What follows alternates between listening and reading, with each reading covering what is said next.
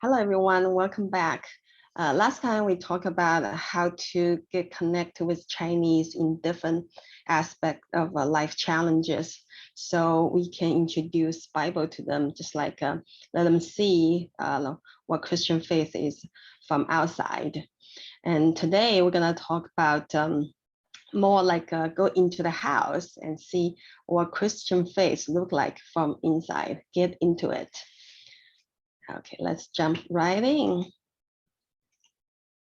Why a non-believer wants to get into faith? That's a question. That's a question we first want to ask. First, it might be because your connection with them, because you build up the trust, because you're introducing Bible verses that trigger their interest in knowing more. That's one reason. And the other reason is that they really encounter some difficulties they cannot solve by themselves. And because of you believing God and you are there with them and they trust you, you encourage them that they can seek for divine help. So this is the problem, difficulties, and then how can they get divine help? First, they need to understand some basics and believe in God to some degree.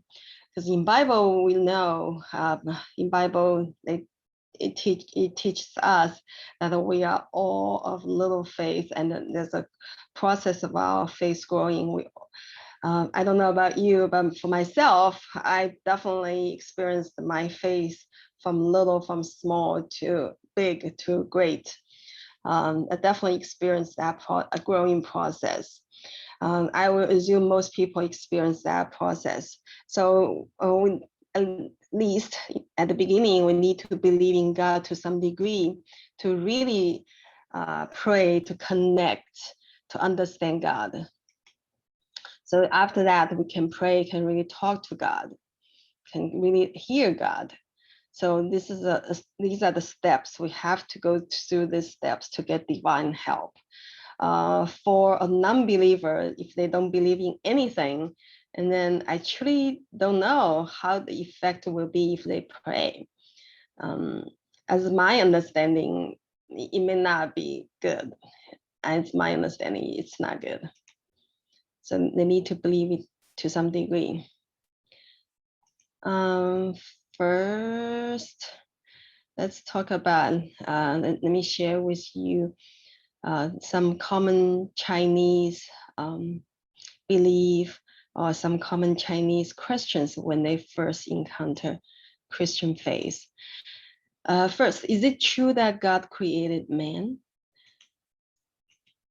We were all educated with the theory of evolution, Charles Darwin's theory of evolution. That was taught in school in China as a fact, as a science fact. So we were all taught about that.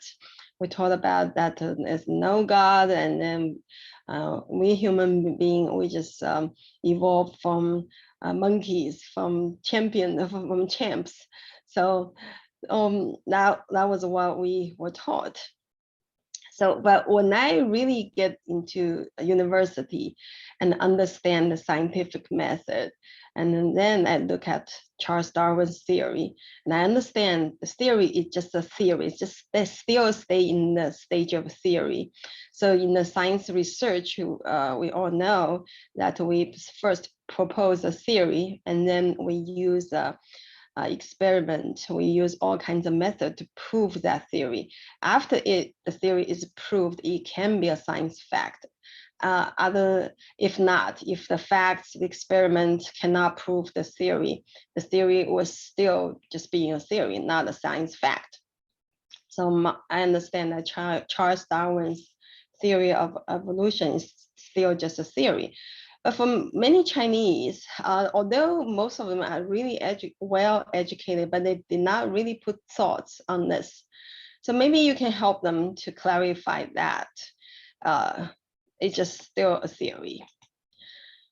And I want to also share with you the Chinese fairy tale.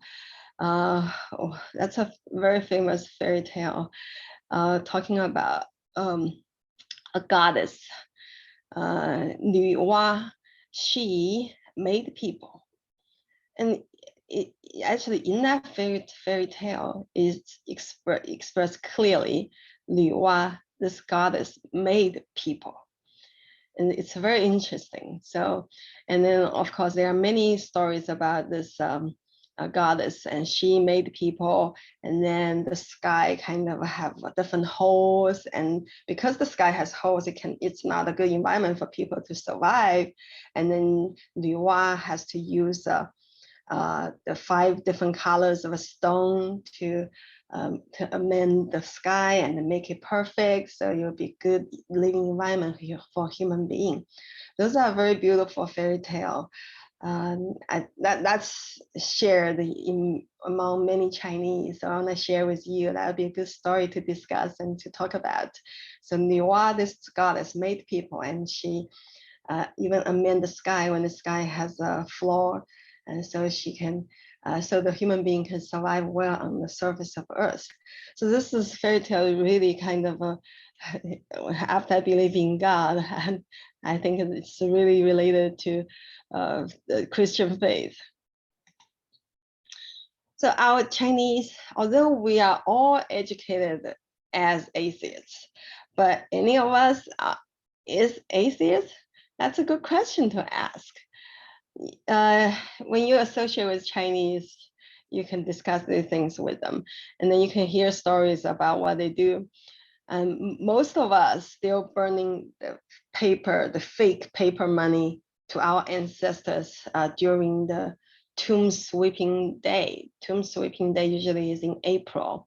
And that's the day we went to the tomb of our ancestors. We burn the fake paper money, supposed to send money to them, just to it's a ceremony, just kind of like remember them.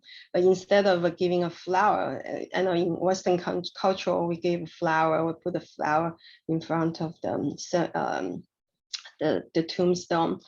But in China, we burn that money, we burn that fake money.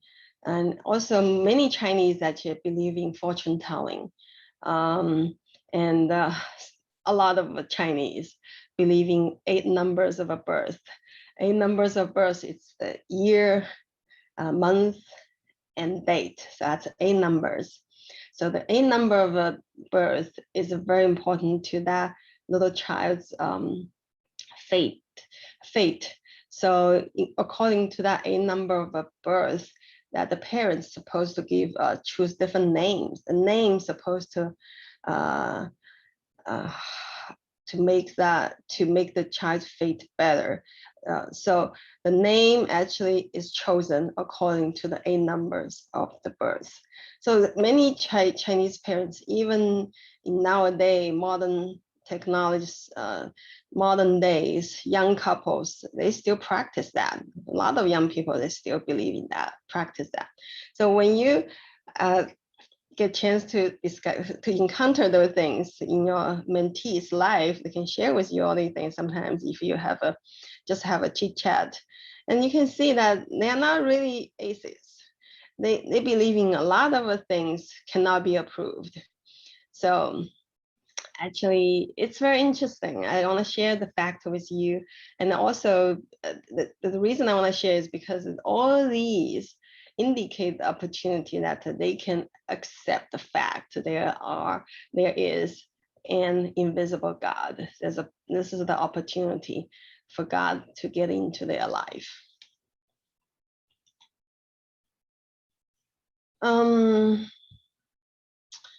Just like we cannot, even we are Christian, we cannot really scientifically prove that God exists.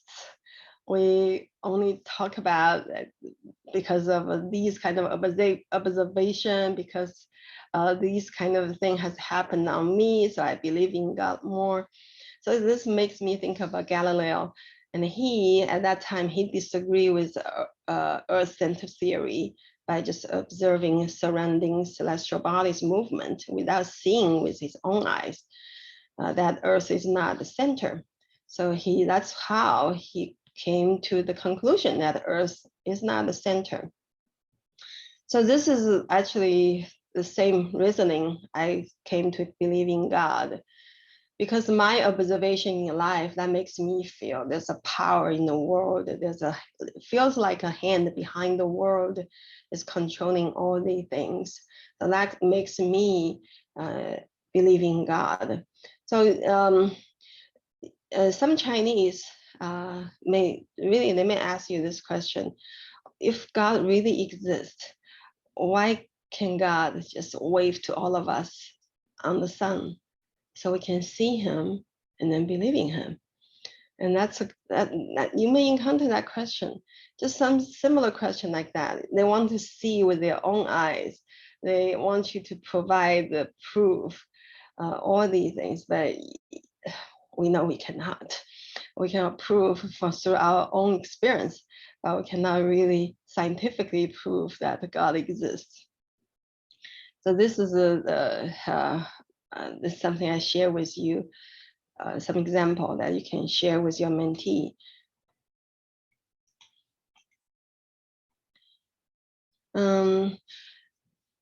If a non-believer needs to understand faith and start to believe, he needs to understand some basic concept in our Christian faith. First is sin. What are sins? And the best is to share why you think yourself is a sinner. And I shared that why I think I am a sinner in my book. I actually wrote a book. The name is Where Are Chinese Heading After COVID-19? This is my book. This is the guide to bring Chinese professionals to God. In this book, I share why I believe in God, but this book's purpose is not just to share, is to really try to bring people have the same background, professionals, similar background with as me to God. So in this book, I shared a lot of that. And in my previous presentation, I also shared with you that the opportunities to talk about human beings as sinners. And here I'm gonna add a little bit more. Chinese ancient wisdom says, do not do bad things, though they may be insignificant. Do not give up doing good things, though they may be minor. So this is a Chinese ancient wisdom. Actually, it kind of reflects we all, as a human being, we all easily to do things, to do bad things when they are very insignificant. So this is a Chinese wisdom and teach us how to teach our children not to do bad things, even when they are little ones, even when the things are very little. And then lying, yes, I mentioned before, white lies are very popular in China. And although a white lie does not seem to cause any harm, but when it becomes a habit, when it becomes a popular phenomenon in the society, it really creates a lot of issues, trust issue I shared with you. Nobody believing anybody else. That's really a problem. And then when it grow bigger, it become a poison baby formula. It become all these food safety issues. I also shared with jealousy and the comparison is a sin too, and it's quite popular in China. Everybody is trying to compare with others. Just a couple of days ago, I talk about I found a new job to one of my Chinese friends. And the first thing she asked me is this job the same, as high of the compensation as you had before? Because she asked me how much I made before. And then, so she asked me that again. What does that tell you? It tells that whatever number I was making really had some impact on her. And then the first thing she knew that I found a job, and the first thing she asked me is how much you make. So why ask those questions?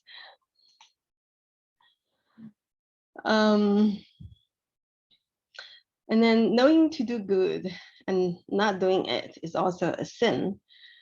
Um, there are news similar to this that people really encounter trouble, just like a fainted person on the street, and nobody went to help him or her. That really happens a lot in China. And then some of them really caused by the trust issue I mentioned before, because the people trick others by pretending they are in trouble. And yeah, even worse cases, I heard that they trick people to drive them to somewhere remote, some remote places, and then rob that person.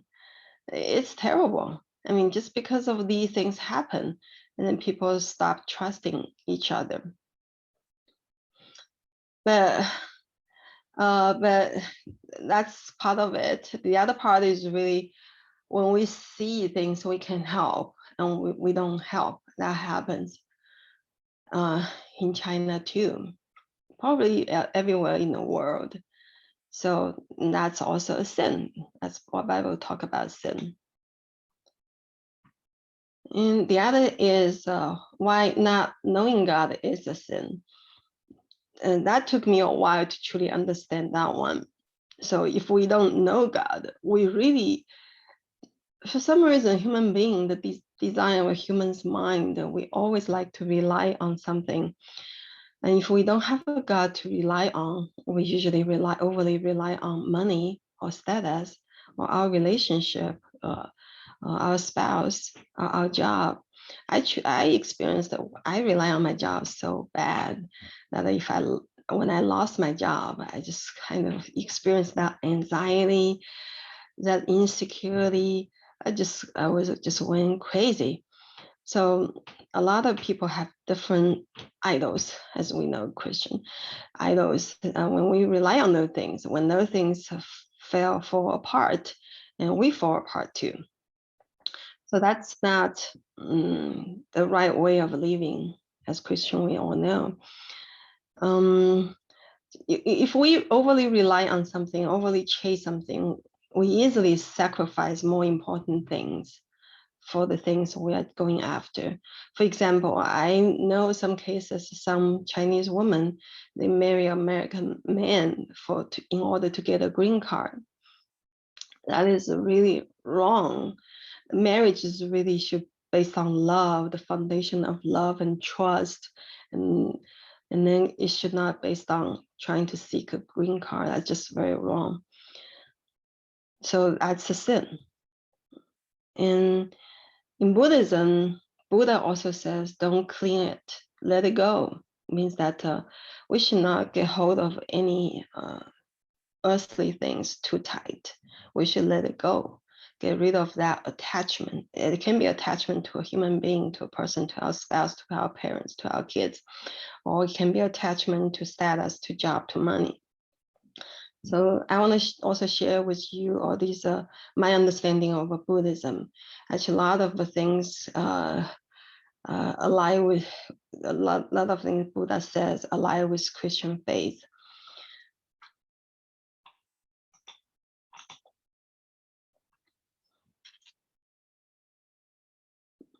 Immortality, the young professionals, when you are mentoring young professionals, they may not care too much about it. But definitely it's not bad to have. That's my attitude when I first learned this in Christian faith. I thought, oh, okay, good. If I believe in God, I don't need to die. But that was not really. I was seeking the true meaning of life. I was not. I was okay to die. I just wanted to know how to live a meaningful life while I was still alive. Um, but my thought about that at that moment is, oh, it's not bad to have then.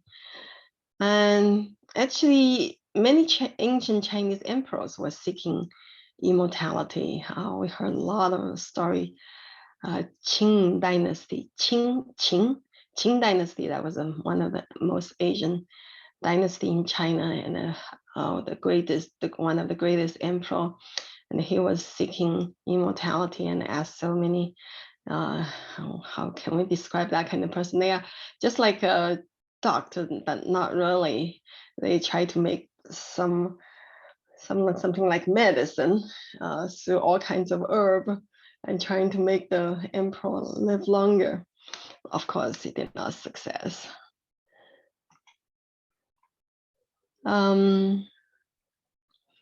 Yeah, so like I just shared with you, so myself, why I get into faith.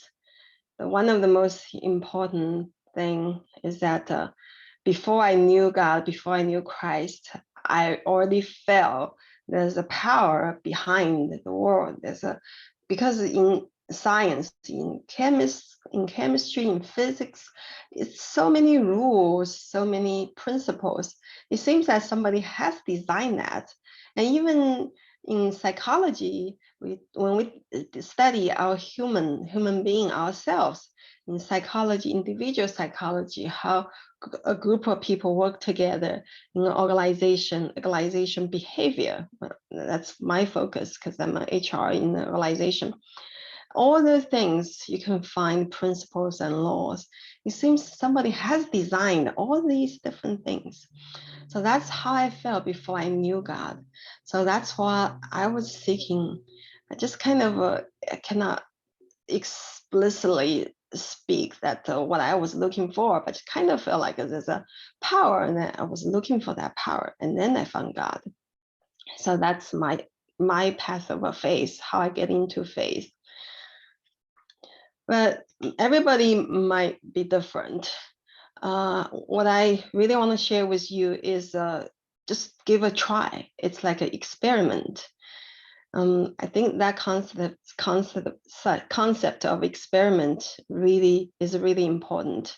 If you can share with your mentee these things about God, this is about Christian faith, and he probably still like I don't know whether I should believe or not, and you can suggest them just give it a try, just try to believe it for a period of time, for example, half year, and see how you see the difference happen in your life.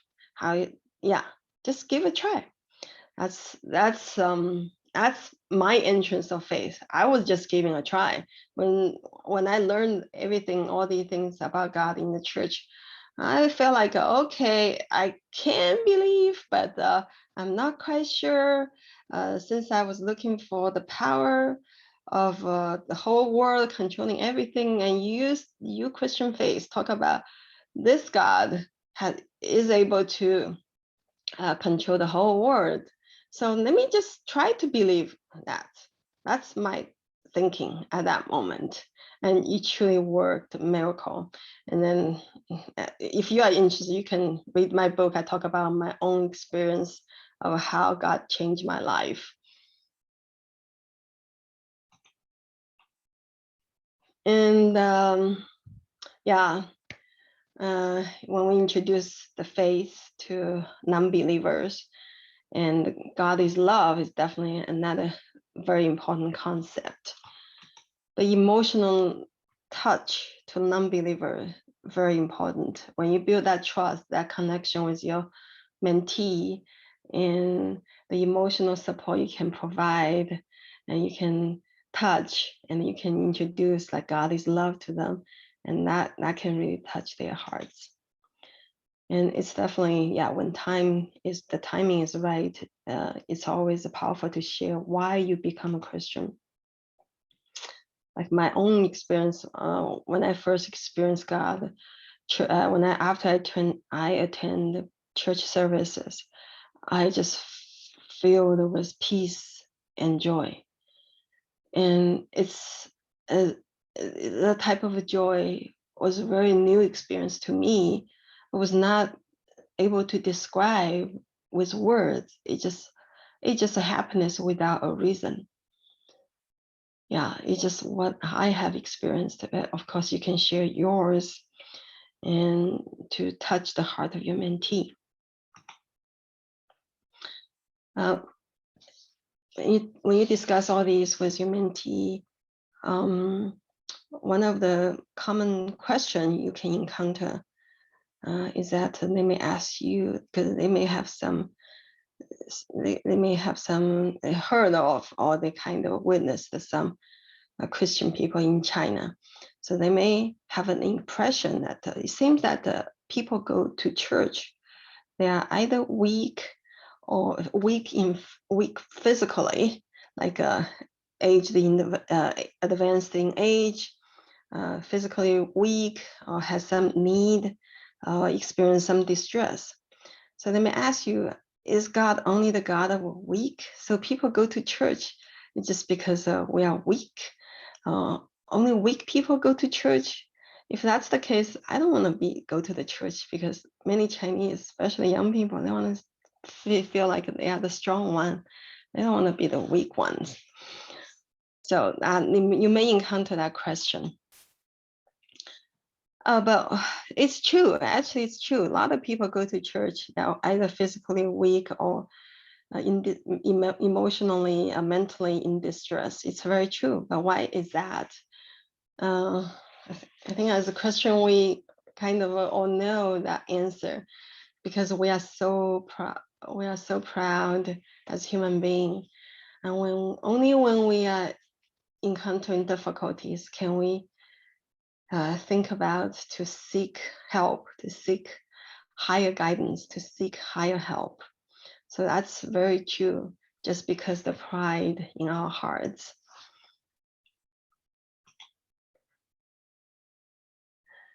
And it's another question, will everyone encounter difficulties which cannot be resolved by himself or herself? As my observation, the answer is yes, most people will encounter that. And as a Christian, I thought about this. I thought, am I from God? I think that's God's design. God wants us to encounter difficulties. So we will turn our hearts. We will put down our pride. We will seek help. We will seek help from Him. We will get closer to Him. I thought about that. It might be just God intentionally do that, make everybody encounter difficulty. So if that's the case, and that also reveal the opportunity for us. Whoever we want to work on, what group of people we want to work on, they're always going to encounter difficulty. And that's our opportunity. So that's the opportunity I'm talking about here. They're going to encounter difficulty, and then we're going to try to support them through that difficulty, or help them, give them some guidance through that difficulty. And through that process, we can introduce God to them, because God is the divine help. What we can help is limited. And the other concept in Christian faith is heart versus brain. When you're mentoring professionals, most of them are well educated, and they are used to use their brain to reason, to do all these things. So it's definitely an important concept for you to clarify for them when it comes to faith. What's more important? Which one should we use the most, heart or brain? The concept of consciousness and subconsciousness, that's a psychological concept. Consciousness pretty much means that everything we can really think about. Subconsciously is like, we don't really know it exists in me, it exists in my heart, but I did it. I did it, just like the example I gave. I was interviewing for a recruiter job. Uh, and then everything went well. I was talking to the president of that recruiting firm. And then he asked me a last question. Do you want to be a recruiter, or do you want to be an in-house HR? And I did not even think about it. I just immediately answered, I want to be an in-house HR. So what was I doing? I was interviewing for a recruiter. Why I say I want to be an in-house HR? That's crazy. So when he got the answer, he asked me to go home to think about it. And he's definitely right. He's smart. And after I thought about that, after I prayed, and God really guided me to seek very clearly what I'm really interested in is in working as an in-house HR, so I can build that relationship with people around me, and I can really help to contribute to the organization growth. So, and God definitely helped me through that process to get closer to my subconsciousness. The subconsciousness actually plays a bigger role, a more influential role on me than consciousness. So consciousness, I was interviewing for a recruiter. Subconsciously, I really want to be an in-house HR. It's very interesting. So just like that example, and faith definitely helped me to get closer to my heart. What do I really want to do? So that's definitely a huge question among young professionals. What do they really want to do? Although they may have a degree in computer science, do they really want to be a software engineer for the rest of their life? Of course, they can be a project manager later, but it's different career paths. And if do they want to deal with people more, just like myself? And so, if you can help the young professional to clarify what do they really want, what a success, what achievement they're gonna be, and during the process, you can introduce God to him or her, and that'd be even better, right? So, and a lot of questions really we need to really get closer to our hearts to us, ask ourselves, and like, why should I get married? And that's a question every young adult should ask himself or herself. They should get the answer from their own heart, because not everybody needs to get married. They should not just follow the custom. They should really have that conversation with themselves internally, and actually more important, with God. And yeah, faith definitely helped me to handle emotions. Um, Actually, emotion, heart, brain, a lot of our emotion, of course, in psychology, we talk about all this emotion are a function of a brain. But when we talk about emotion, we always say it comes from my heart. I love you from the bottom of my heart. Nobody say, I love you from the bottom of my brain, right? So you think about it, it's very interesting thing. Psychology, are we studying are we studying the right organ of a human being? Of course, when we study the heart, we only see heart as a pump, a bunch of a muscle. We don't see any high intelligent activity. But from my understanding as a Christian, I think the heart is the communication organ with God. Although the heart itself does not have the intelligent neural activity, but it's the communication uh, is the most vital communication tool that we have with God. So a lot of things, emotion, uh, we come from the heart, and those things connect with God. So um, when you are mentoring mentees, they may encounter a lot of emotion, and I think it will be easy to guide them to realize that emotion actually greatly influence someone's ability. For example, if they had a fight last night with their boyfriend or girlfriend, today when they sit in front of the desk at work, their brain just uncontrollably want to think about the fight of last night. So that should be a very common experience to guide them to realize that emotion actually is very important. It really can enhance our ability or hinder our ability. And a lot of Chinese are realizing this more and more. That's why psychology is gaining more popularity in China.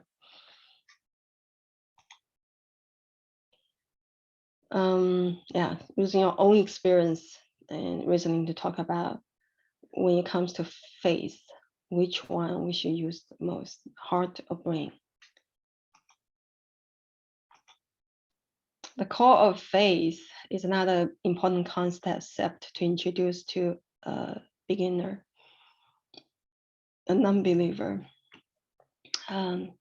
Yes, going to church is definitely a great way, but really what we emphasize is a relationship with God.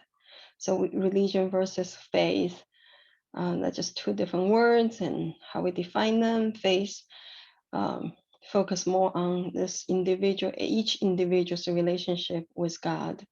Religion emphasize more a group of people, like church, organization, that kind of thing. So as a group, as an organization made of human, all we humans are sinners, all we humans are sinners. So the scandal of child sexual abuse by the Catholic Bishop of Vatican, that's one of the famous story we heard in China, even for non-believers. Of course, the bad news travels thousands of miles. All these bad news related to faith, Christian, actually travels a lot. So many Chinese, even they are non-believers, they know this kind of news. So they may ask you the question. So if your Christian faith is so good, why this kind of thing happen? Yep, and we talk about unrestricted power, and we definitely lead to corruption. We talk about sin again. So religion sometimes, because it's a group of people, still might be sin in it. A faith is the thing just between you as an individual and God.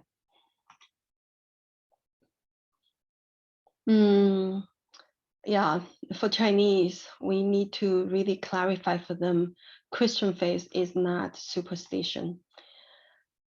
Because we are all educated, all religion as superstition. So we're all educated that way. And that's why it's important for you to clarify that our Christian faith is not superstition. And but as Chinese, normal, most people, they have a lot of superstition going on. We have a lot of superstition going on among Chinese people, like jumping the great god. What is that? It's like a sorcerer, or yeah, somebody like that. And then they were holding something, jump and sing, and just do all kinds of crazy things. That's supposed to summon some spirits to help whatever you want to help. You want the help on, and that's jumping great god. So fortune telling, that's very popular. And we go to someone, pay the money, and they're gonna look at my palm, look at my hand, and tell me, oh, what are you gonna become in the future according to the lines on your hand? Oh, that's fortune telling. A lot of things, they can tell your fortune by many different ways, not just by looking at your hand. And then I talk about burning that fake paper money. And then and even some organization in China, they ask people not to seek doctor when they are sick. And Falun Gong is one of them. Supposedly the leader, the Li Hongzhi is the leader of Falun Gong. Supposedly the leader can send his energy through air to you if you believe in him. If you are doing something like, I don't know what they do, maybe praying, maybe some activity, and if you are asking for the leader's power, the power can go through the air to you, so can hear you. That's my understanding of what Falun Gong was doing. They asked people not to see a doctor when they are sick. So regarding this aspect, and I want to share my understanding is faith on health. Faith, because a lot of a health issue caused by emotional issue, mental issues. So when we have faith, just like I shared with you, and you must have that similar experience too, and we have a lot of peace in our heart and minds, that can help to regulate our emotion, regulate our brain function. And as a result, if we previously have health issue caused by those things, and that will help on our health issue. Just like depression. Depression usually caused by some tragic or some event happening in life. And then first it caused the emotional reaction, the mental reaction. And then if at that stage we caught it on time, and then we change the mental status, and we can heal depression. When depression lasts for a long time, it actually results in physical problems like the malfunction of a brain or anything. At that time, we need to take medicine. So that's the second stage. If it already comes to second stage, it already have that physical reaction, and that physical reaction does not get better when the mental reaction get better, the mental status get better. So in that case, we need to seek medical help. And then there are a different type of physical disease that just pure soul physical disease, like like I have a virus or I have a cold. That's just physical disease. We need to see doctor. Then I want to share with you that my understanding, you probably have even a better understanding on that. Share with your mentee, because that can be a very important aspect in their understanding of Christian faith.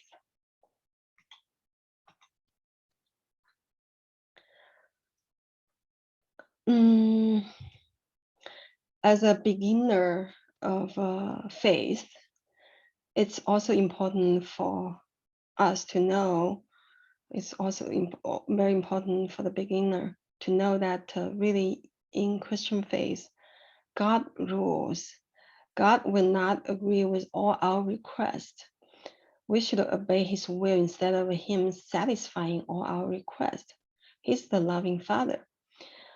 Why this concept is so important? Because for most of the Chinese, I talk about that we were all educated as atheists.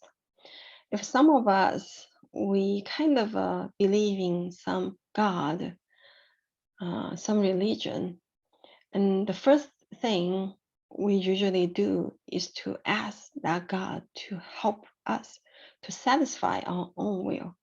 For example, if you go to the Buddha temple in China, you can see a lot of people burning incense in there, in that temple.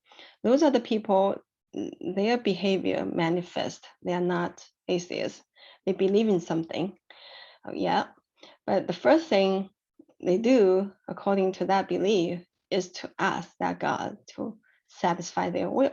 So the behavior of a burning incense pretty much means that, oh, I burn incense to you.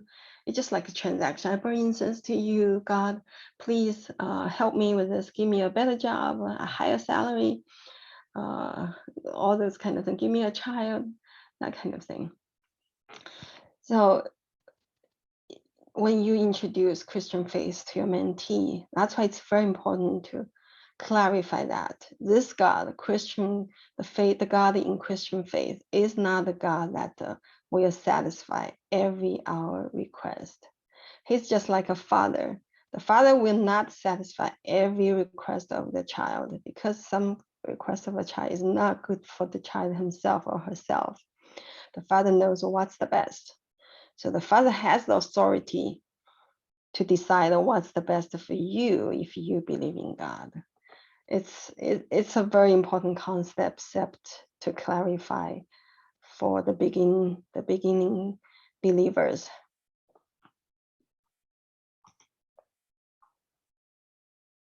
And it's very interesting. Just like I introduced to you, if someone in China believes in something, the first thing they will do to ask God to bless them to satisfy their request. But in the ancient Chinese wisdom, there's a saying says, those who obey the mandate of heaven will prosper, while those who defy it will perish. That's a very popular saying, reflecting this ancient wisdom. And of course, definitely you can see it contradict to the phenomena I just shared with you. It's very interesting. So I want to share with you that. And if you get a chance to talk with Chinese, if you know that Chinese saying, the Chinese saying in Chinese is 顺天者昌，逆天者亡. Just means that whoever obey the mandate will prosper, whoever defy will perish. That's the Chinese saying. If you know that, if you're interested in know that, if you know that, and it'll be interesting to discuss with your mentee when you talk about Christian faith. Yes, as a beginner, when I first to begin Christian faith, I was taught, and no matter, of course, so when the person taught me this, okay, God will not satisfy all your requests. So I asked him, so how should I pray then? When I pray, it's always focusing on myself, my life, my difficulties. So if I cannot say those, what can I say? So his answer was very smart. Yes, you can say those, no problem. Say whatever you want to say.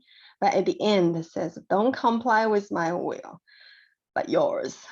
Just one sentence and changed whatever I previously said. But that's very smart. I actually practiced what he taught me for years, and it worked very well, I have to say.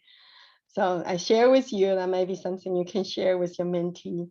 Yeah, you can say whatever you want to say to God, because God is your friend and he does not want to make us uncomfortable when we talk to him. We just talk whatever in our mind. But at the end, we say, don't comply with my will, comply and but yours. So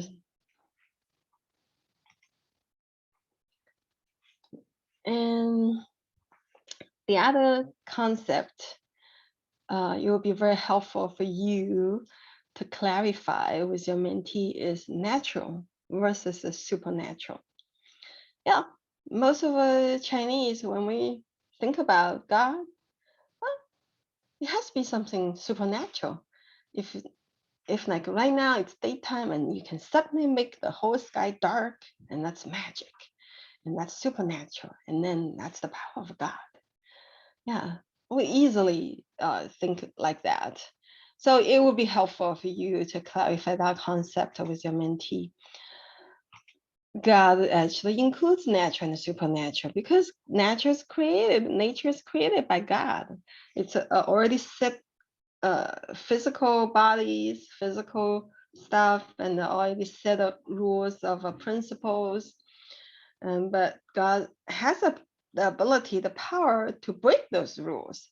So both are God's work, are God's will.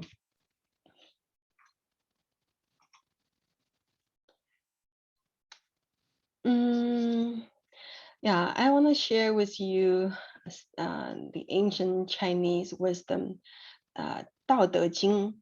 That's a very famous one. And especially when recent years, actually Chinese government, we are bringing back all these ancient wisdoms, and 道德经 is definitely one of them. And actually 道德经, even before the government bringing it back, it was very popular. And it's like a mystery in many Chinese eyes. It's like a very wise, a lot of wisdom in that book, in 道德经, but it's hard to understand. Not many people truly understand 道德经. So, and then definitely there are people who study it and then can explain it, and they become 大师. 大师 is in Chinese, it translates as a master, the mastermind of the Asian wisdom who can understand 道德经. So I want to share with you some of my understanding how 道德经 actually is connected to Christian faith. 道德经 was written by Lao Tzu, that's 2,500 years ago. And he said, a way that can be said is not a normal way. A name that can be named is not a normal name. And he also said, and that's what he said in this book. So that makes me connect that sentence to what God says he is. When Moses asked God who you are, if you ask me to talk to Israel, so how can I who should I tell them who sent me? And God says, I am who I am. I am me. So what kind of name is that? You ask, what's your name? Who should I tell these people sent me? And do you have a name? And it says, the God says, I am who I am. I am is my name. So it is a name, but it's not a normal name. That's very interesting. That's exactly like what expressed in Tao Te Ching. A way that can be said is not a normal way. In Bible, Christ says, "I am the way." So the way is a human being. It's a human being. Jesus Christ is a human being, 100% human, 100% God. He's a human and he's a God and he's a way. So the way we think about way is like a path, so a way is not a normal way. I think they talk about the same thing. So Tao Te Ching chapter 42 says Tao means the path, the truth, begets one, one begets two, two begets three, three begets everything. Is that talking about Trinity? I think so. So like God first is God, and then we have the Holy Spirit, we have Christ. So three in one. And then these three, they create everything, begets everything. They create everything. So is that Christian faith? Is that talking about Christian faith? I think so.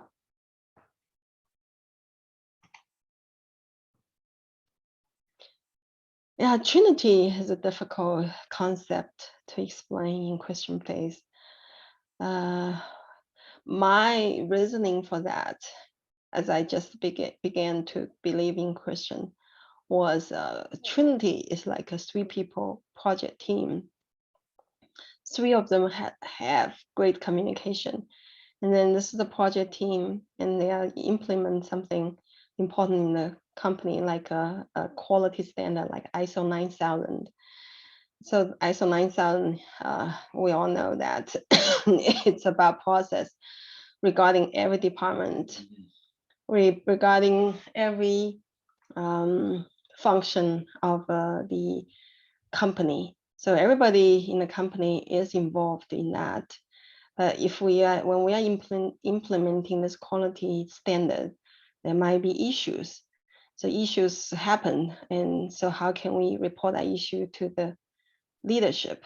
So we can talk to any one of them. We can talk to any one of them, and then any decision made by that three people team, any of them can represent that team to announce that decision.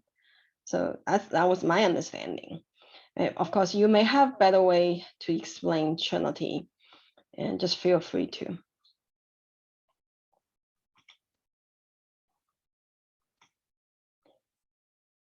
Hebrew chapter 11, verses 1 to 3.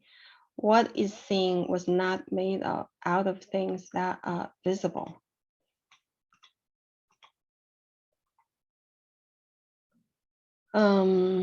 Yeah, just like I discussed, the Trinity God created the world. God is invisible. We talk about that, invisible God. So God created the world, and He is invisible. And Tao Te Ching says the same thing. The way is not a normal way. The name is not a normal name. One begets two, two begets three, three begets everything. So that just explain each other. And then from the scientific point of view, everything, including our human, we are composed of elements, atoms, molecules, and electrons. Although things cannot be seen with our naked eyes, but they are the basic components of everything in this world. And that's another way to explain this Bible verses, to explain the Trinity, the creation of God, the creation of the world.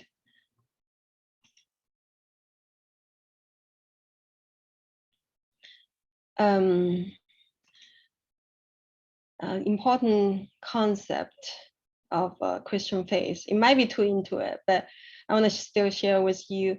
You may get the opportunity to share with your mentee, and they may raise similar questions regarding these aspects. God versus Bible, what's more important? And we really build a relationship with God through understanding of the Bible, through God's word. But still, the most important is our relationship with God. Believing God really is not about increasing our knowledge in Bible. That does not say it's not important to understand Bible more. It is important, but it's more important to really build that relationship with God, to really experience Him. So the relationship focus on really experiencing God in our daily life. So we still, even after we become a Christian, it's not like I will become a totally different person. I give up what I was doing previously. Yeah, it can happen to someone. Some people, they will just give up everything they were previously doing. They just want to be a full-time evangelist or a full-time pastor. They want to do that. For some people, that might be a drastic change. But for most of us, after we believe in God, I will still hold the same job as I had before. And I will still have the same family I had before. My life still need to carry on. The same life still have to carry on. And the most important thing, the change will be after I knew God, I will have God in everything I do in life. Like I shared before, if I have a disagreement with my husband, I will first pray instead of just rely on myself to react or to think through that. So if I have whatever difficulty in life, I pray. I try to understand God's will, and I see myself differently. Previously, I would just only focus on my own family. After I knew God, I know there are people in this world, and God also loves. And God loves me when I was still a sinner, and I did not deserve that love. And I want to carry that love to others. So I represent God to love them. I want to do those things instead of only focus on my little family. That was the changes. But mostly we need to still carry on our daily life. So that's the experiencing God in life. That's most important. From there, I want to introduce you a concept in Buddhism. This translation, I translate into small hidden and big hidden. What does that mean? It means that in the Buddhism practice, hidden is a practice, means that you hide from other things. So in Buddhism, there are practice that someone, they live in remote area, they don't really connect to other people. They will live in a very simple life. They will grow the crops. They will grow their own food. Just that kind of a life, just separated from others. That's a small hidden. That's in Buddhism. Like you totally separate yourself from the world outside. And the big hidden is that you don't really separate from others physically. You still live your life. You still take your subway to work. You still go to a concert. You still do all those things. But in those experience, and you practice your hidden in your mind, in your values, in how you see the world. So that's a practice of a big hidden. So when there's a adjective, small and big, you can see in Buddhism, actually it says the big hidden is more, is harder, or we can use the word harder or greater than the small hidden. So if you want to practice Buddhism, if you practice big hidden, and that's more difficult, and then you achieve higher than you practice small hidden. So I love this concept because it truly aligns with our Christian faith. We want to practice our faith while still living in this world, still people still asking how much we are making, and how we practice this, still facing all these things. And that's a huge challenge. That's a huge challenge. Should I just say back, don't ask me? Should I guide her? What's the most important in life? I don't know. I mean, it's a challenge. So I think it totally aligns with our Christian faith. We want to experience God in our daily life because we're still having family, we're still having a job, and going through those things and put God inside, and we experience God, and that's the practice will really make us grow as Christian. And yeah, I think that's God wants us to do too.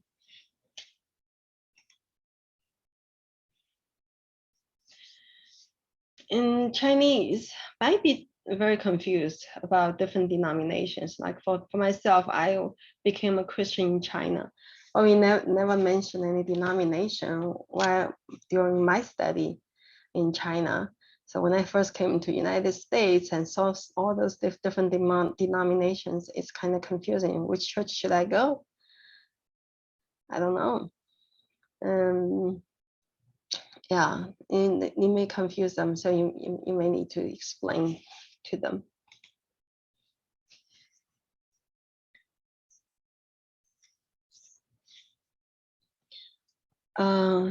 Yeah, the growth of faith. Yeah, the growth of faith. Once your mentee really become a Christian, and then now we start a new journey, and then he or she will experience God in life. Just like I have. I have many examples in my book. This is just one of them. Just like my last job, and when I was hired, I was the second employee in the company. And then after not long after that, the head of the office here in the United States got into a legal fight, and as a result, he had to work from Denmark. He had to work from outside United States. And then here I was, just me with another employee. Should I stay or should I leave? That was a big decision for me at that time. I prayed, God asked me to stay that job. And then definitely because of I stayed in that job, because previously I admire American companies. I truly want to get into American company. My previous company was a Chinese company, had branches in the United States. But just because I stayed in the Chinese company, which actually helped me to focus my attention on Chinese people.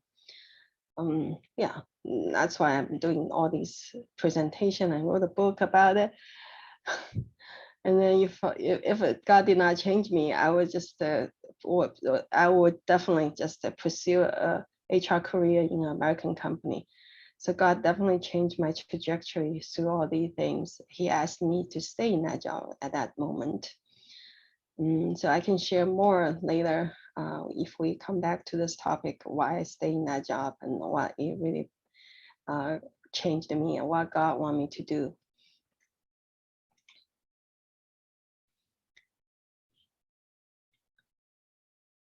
So that will conclude this presentation, and we can continue to talk about how faith guides us in daily life. I can share you with my experience, and hopefully that will give you some idea how you can share your experience with your mentee when it comes to faith, when it comes to how to help them to cope with their real life challenge and how to guide them to God through that process. And thank you for watching.